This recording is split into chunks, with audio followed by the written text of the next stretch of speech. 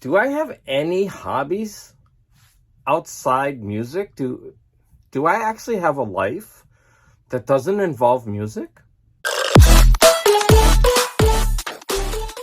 Hi, welcome to Garage Geek. Today, I am entering a contest for Josh Keach. He is trying to get to 200 subscribers. He's already done that. So congratulations. The idea is really simple and fun, and it is right up my alley. Everyone out there, please don't start thinking about my alley, okay, please? So yeah, this contest is right up my alley because I'm one of those weird, eclectic people that I dabble into everything, which is my problem, right? I don't stick to one thing. I've got like a massive amount of all different kind of things. I've got comics, I've got records, I've got videotapes, I got DVDs, I got CDs, I got Funko Pops, I've got graphic novels, I have puzzles, I have art books, I have novels. I'm just looking out in the room. What else do I have? I'm like, what don't I have? Yeah, I mean, I'm all over the place. So today so for Josh Keach's contest, we're supposed to talk about one hobby that we have that's outside of the vinyl collecting community. And I'm going to focus on one that I've never showed before. And then you get double points if you can bring it back to the vinyl community. And I can certainly do that. So I'm going to readjust my camera. And I hope that this is going to work. So you're going to have to give me a second. Okay, so I'm going to apologize. I am not used to filming this way. And I think, like, look, if I move the wrong way, it's going to be all kinds of shadow. But I collect trading cards, especially art related. So I have a bunch of superhero ones, but today I want to focus on the fantasy art. Okay, so this set, I'm not going to show everything, but this is a set by Hildebrandt. This is Greg Hildebrandt. They're actually, there are two brothers. But this set is only Greg Hildebrandt, and I want to show you, especially this one, right? When you look at that, you're like, well, that's Bob Dylan. And it's Bob Dylan. So that isn't my vinyl connection, but I love these cards. And one way that you can collect them is to put them in binders with sheets like this, right? And on the back, they have information about each. So a lot of these are from books, right? They're book covers, and I'm gonna talk about that in a little bit. But they're collected here. So let's see, I'm gonna get to this. So you can see the different style of art. So this is, like I said, they're usually 90 card sets, and I'm going to just kind of flip through it so you can see his art style. I love his realistic art style, right? And then I love reading about where they came from. So I'm gonna flip to the next set, and the next set is this foil. They're actually made out of metal.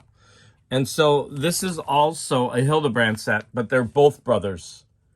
Now, I was first introduced to the Hildebrandt brothers because my older brother had calendars from the J.R.R. Tolkien when I was young. He would buy them and hang them up, and I would just be fascinated. So Hildebrandt, and also I'm going to talk about Frazetta in a little bit, but I don't think I have any Frazetta sets. They're a little bit more expensive, so I haven't splurged yet. So this is, basically more art by the brothers Hildebrandt, and the cards are actually a little bit darker because they're metal.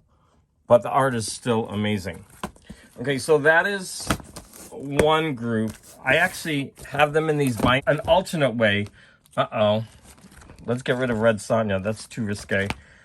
So here's some old DC. I mean, these cards are gorgeous, but we're not here for that. There's some old Marvel, Oh yeah, I don't have any. That's all Star Trek. So I want to talk about this. I recently bought this ginormous box. I'm not happy with the bulky binders. So instead I bought this bulky box. And inside this box, you have compartments that you can move and arrange.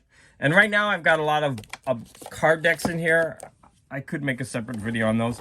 But I want to talk to you about some of the card sets, because I want to actually put all my card sets in here.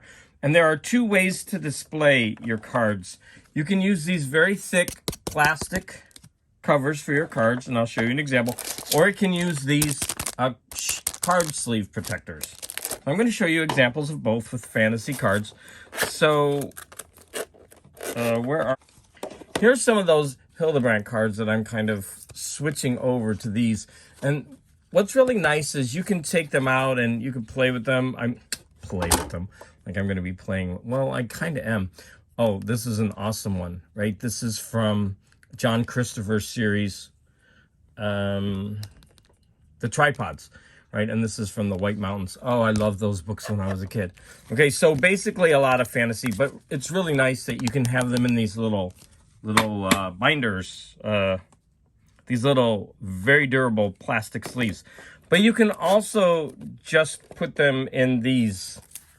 There's some more, right? So you can, they're more manipulative.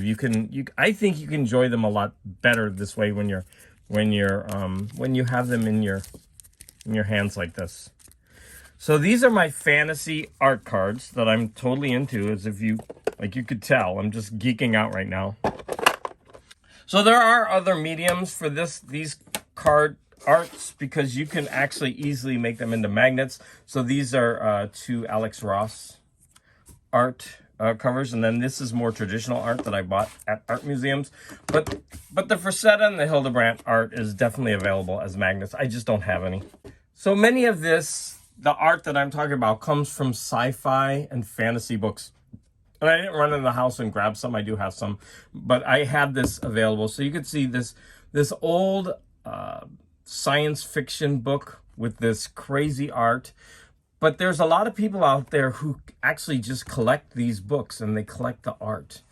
And so I think that these covers are beautiful and they're fascinating.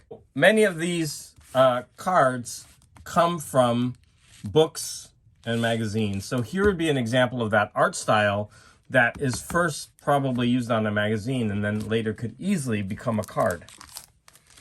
And finally, I'm going to bring it back to vinyl. So there's an example of Frank Frazetta. Like I said, I don't have any of his cards. I mostly have Hildebrandt right now. His art cards are a little more expensive, as I already mentioned. So there's Molly Hatchet, but this was done by Frank Frazetta. And I've mentioned this in videos before. This is also definitely influenced. Look at the gorgeous share. So this is definitely influenced by Frank Frazetta and the Hildebrandt covers and fantasy art. So as you stare at Cher, I just want to say thank you to anybody who's watching this video this far.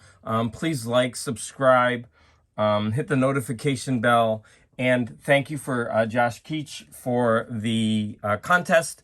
It was a fun one, and I hope you'll take the opportunity to watch a couple of my other videos. Thank you.